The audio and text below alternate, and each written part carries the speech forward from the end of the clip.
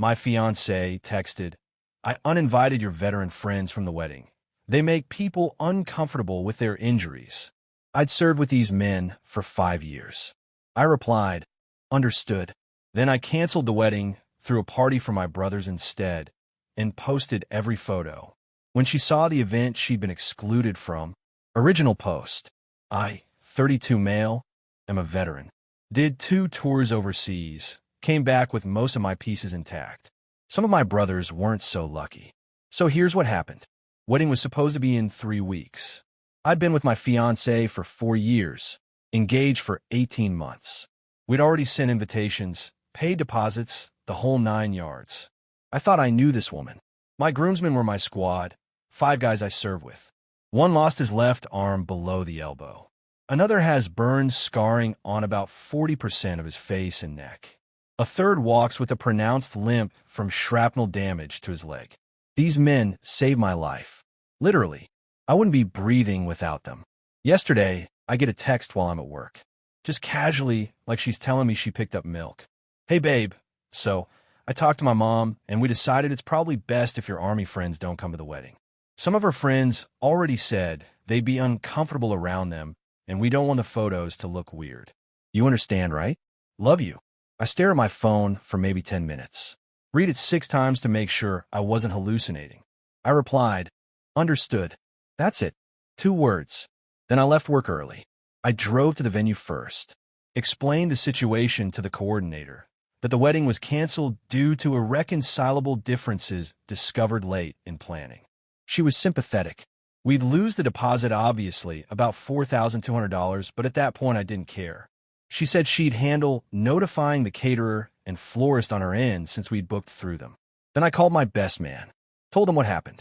Dead silence for about 30 seconds. Then he just said, "What do you need?" I said I needed to throw a party. This Saturday. For the guys. Something good. He said he'd handle it. By the time I got home that evening, my fiancée was there, acting completely normal.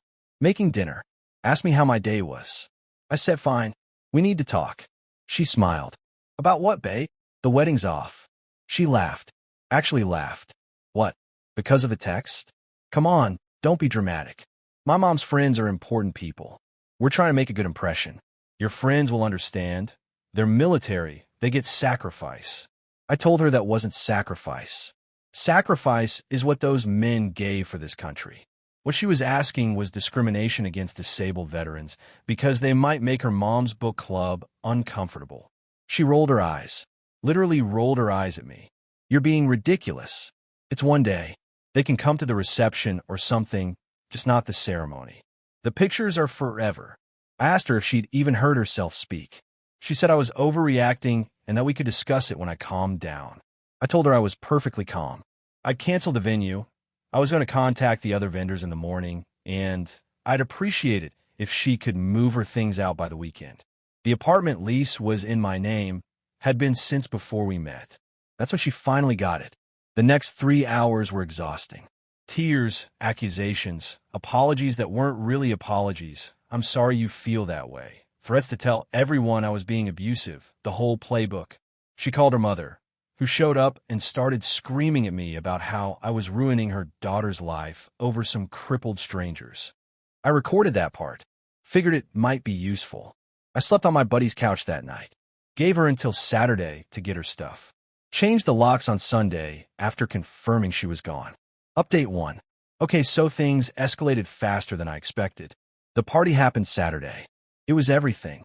My best man booked out a private room at this barbecue place we all love, the kind with the long wooden tables and the meat sweats guaranteed. All 5 of my groomsmen were there, plus about 12 other guys from our unit who could make it on short notice. Some drove 6 hours. We did toasts. We told stories. My buddy with the burn scars gave a speech about how the wedding would have been nice, but honestly he was just happy to have an excuse to eat his weight in brisket.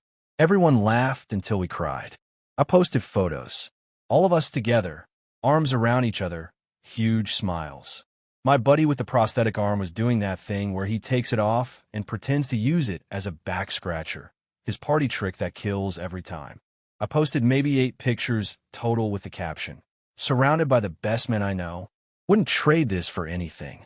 Didn't mention the canceled wedding. Didn't need to. My ex found out fast. The mutual friends we had were already asking questions because invitations had gone out, and suddenly there was no wedding, but there was a party she wasn't at. People started putting pieces together. Then her mother decided to go nuclear.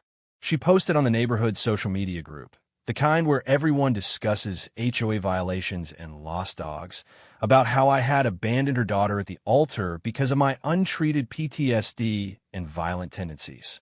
Said I was dangerous and that neighbors should be aware. Let me be clear, I have never been violent with anyone except enemy combatants. I've never even raised my voice at my ex until that final conversation, and even then I didn't yell, I just stated facts.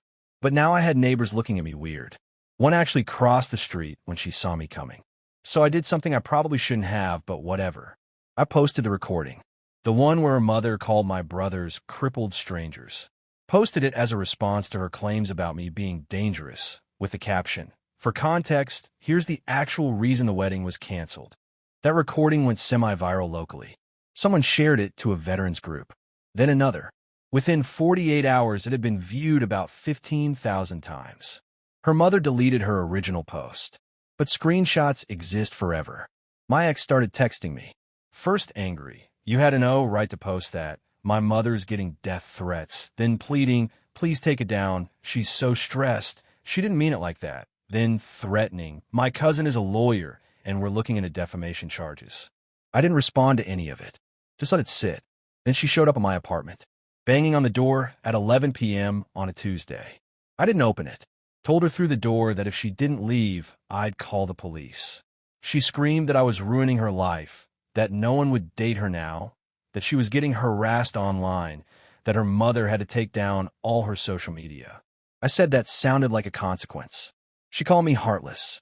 I called the non-emergency line, explained a woman was banging on my door and refusing to leave. By the time they arrived, she was gone, but I filed a report anyway. Paper trail. My buddy who's a cop in another precinct told me that's the smart play. Document everything. The weirdest part? Her friends started reaching out to my friends, trying to get the real story. They were convinced I must have cheated or done something horrible because nobody cancels a wedding over a text. My best man apparently had a conversation with her maid of honor that went something like, he's clearly hiding something. What really happened? Him, she uninvited his disabled veteran groomsmen because they might make photos look bad. That can't be the only reason. Him, it's literally the only reason. I've seen the text. Well, maybe she had a point. Wedding photos are important. He hung up on her. Update 2. Man, okay. Strap in. So the defamation threat from her cousin the lawyer turned out to be hot air. My buddy who actually practices law looked at it and said posting a recording of someone's words isn't defamation because it's literally what they said. Truth is an absolute defense. Plus, it was in my apartment. One-party consent state, completely legal to record. But here's where it gets interesting. My ex worked at a mid-sized marketing firm. Pretty decent job. She was an account manager, making around $65,000. Nice office downtown.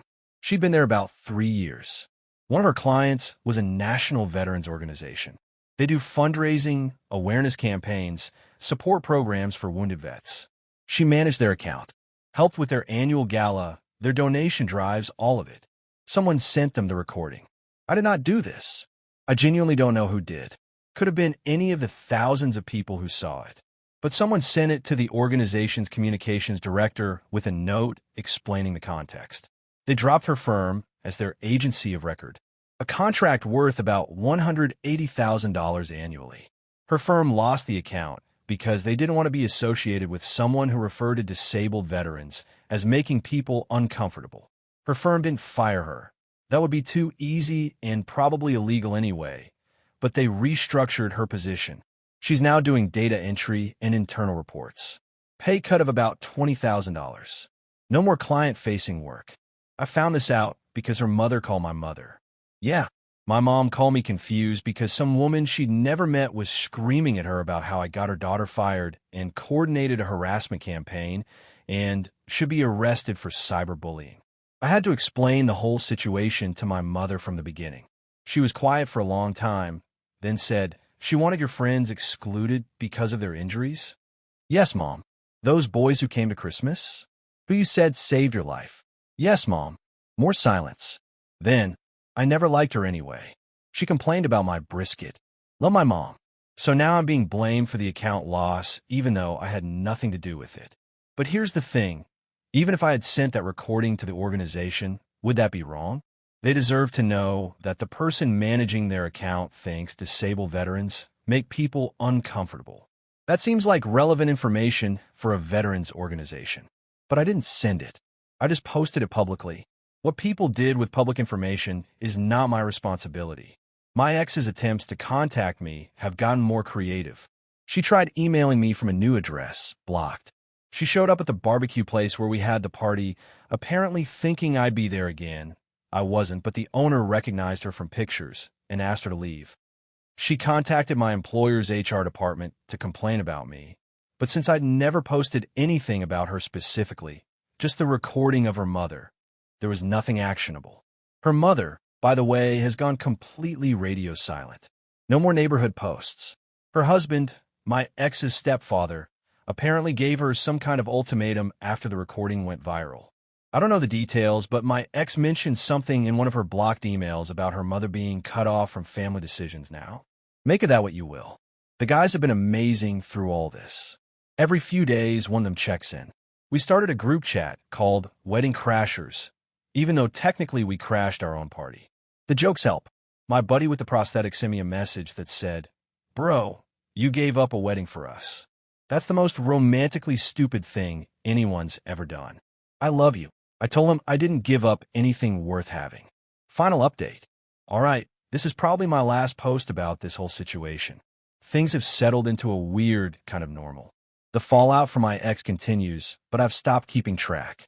Last I heard through mutual friends, she moved back in with her mother because she couldn't afford her apartment on a reduced salary. The irony of that isn't lost on me. She's now living with a woman whose words cost her the career she had. Her mother never apologized. Not publicly, not privately. I never expected her to. People like that don't see themselves as wrong. They see themselves as victims of other people's oversensitivity. I did get one final message from my ex. She must have created a new email because it got through my filters. It was long, rambling, alternating between apologizing and blaming me. The gist was, she was sorry the text came across harshly, but she still thought I overreacted. The wedding could have been worked out if I'd just been willing to compromise. She never actually said she was wrong about my friends, just that she wished she'd worded it differently. She ended by saying she hoped I was happy now that I'd chosen strangers over the woman who loved me. I didn't respond, but I thought about it a lot. Those strangers held pressure on my wound for 40 minutes when I got hit. Those strangers carried my buddy out of a burning vehicle. Those strangers sat with me through nightmares and bad days and a long adjustment back to civilian life. She never understood that. She saw them as supporting characters in my life. Optional. Removable if they didn't fit the aesthetic she wanted. That's the thing about who someone really is. It doesn't show up when everything's easy. It shows up in how they treat people who have nothing to offer them. My friends couldn't offer her good wedding photos or comfortable conversations with her mother's book club, so they were disposable. I wasn't going to build a life with someone who thought like that. Not for 1,000 weddings. Not for anything. The guys and I are planning a trip for later this year. Nothing fancy, just renting a cabin somewhere, probably grilling too much meat and playing cards and telling the same stories we've told 100 times. My buddy with the burn scars is bringing his girlfriend. He met her at a support group for burn survivors about a year ago. She's great. My buddy with the prosthetic is bringing his dog, who is objectively the best dog on the planet. I'll probably be the single one there. That's fine. I'm not looking right now. Maybe eventually, but not yet. I need some time to trust my own judgment again, to understand how I spent 4 years with someone and didn't see who she really was until 3 weeks before the wedding. Or maybe I did see it. Little moments I explain away. The time she said she didn't want to go to my buddy's birthday because it would be depressing. The way she always had an excuse to skip our unit reunions. The comments about how my PTSD made her feel like she was walking on eggshells, even though I've been in therapy for years and have it well managed. Looking back, the signs were there. I just didn't want to see them. So that's it. That's the whole story. My wedding was supposed to be the happiest day of my life, and instead it became the day I found out who my fiancée really was. I lost $4,200 in deposits, a relationship I thought would last forever, and about 4 pounds of weight from the stress.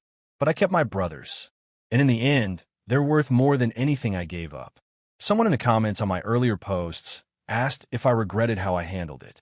If I wished I tried to work it out, maybe gone to couples counseling, anything besides immediate cancellation. Nah, not for a second. Some things are deal breakers. Some things tell you everything you need to know about a person in a single moment. That text was mine. And honestly, that party at the barbecue place was better than any wedding would have been. My best man speech had us in tears. The food was incredible. Nobody worried about whether their injuries were making anyone uncomfortable. We were just brothers together, exactly as we should be. That's worth everything.